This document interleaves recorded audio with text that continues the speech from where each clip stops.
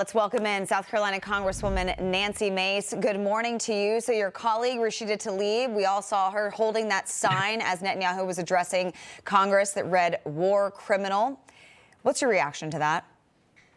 Well, I mean, I immediately called her Iran's useful idiot. That was the phrase that Bibi Netanyahu used in his speech for those that are protesting in support of Hamas. These people are dumb as rocks. I mean, Hamas is funded by Iran, so is Hezbollah, so are the Houthis, who are bombing U.S. assets and military men and women overseas in the Middle East. This thing it's crazy. It's off the rails. It's un-American. And it's undeserving of someone who has a seat in the House of Representatives. It's disgusting. Bibi Netanyahu, I believe, gave one of the greatest speeches by a foreign dignitary ever in the House of Representatives on Wednesday. And I never felt more proud to be an American sitting there supporting Jewish residents across the United States and supporting of our ally Israel. Yeah, I'm looking at this video, Congresswoman, and I always, you can tell how popular people are by two things. One, who is sitting near them, and then how close they are.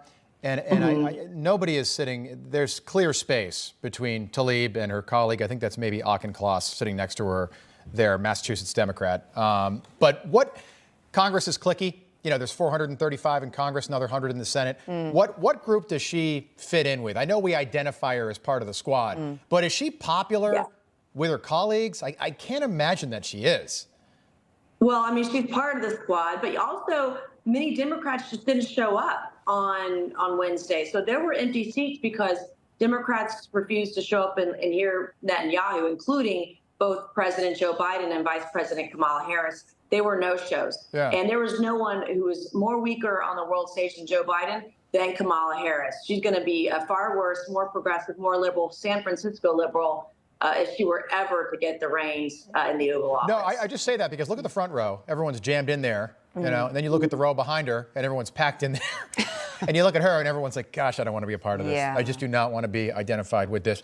She represents Michigan, a battleground state. Emerson with a poll out yesterday. Trump is still winning in Michigan. Trump and Vance are going to go to Minnesota, bordering state, tomorrow. And the numbers are really tight there. A Republican hasn't won in Minnesota since 1972.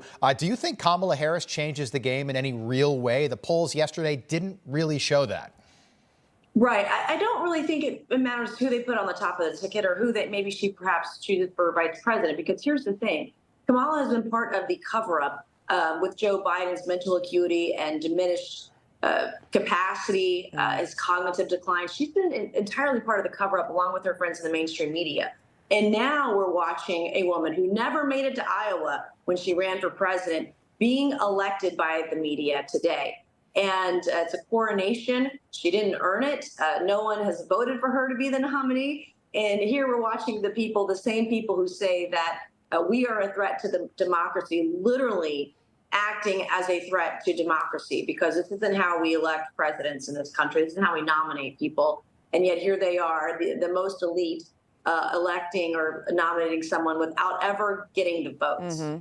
Yeah, you mentioned threat to democracy. We all saw those protests that happened outside our nation's capital, right outside Union Station. Of course, burning the American flag, raising the Palestinian flag, 23 arrested and then sent back on the streets. But it took Kamala Harris 18 hours to condemn these violent protests. Spray painting Hamas is coming on statues. How does she thread this needle, appeasing her party and then standing with Israel? Because Rob mentioned Michigan, and we know all of those uncommitted votes, they're there. This could really affect her in November.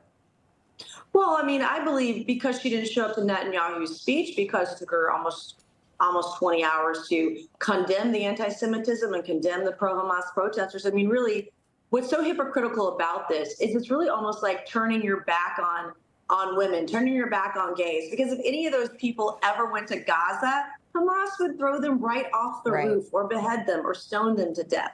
And so I don't see how you can say you are pro-Jewish or pro-woman or pro-gay and then, you know, just be quiet on the anti-Semitism, be quiet on the pro-Hamas wing of your party who hate women, who hate gays. It's so dumb to me. I don't think the American people are going to buy it. Independent voters are far smarter than this. And they're not going to fall for this. I agree with you, Congresswoman.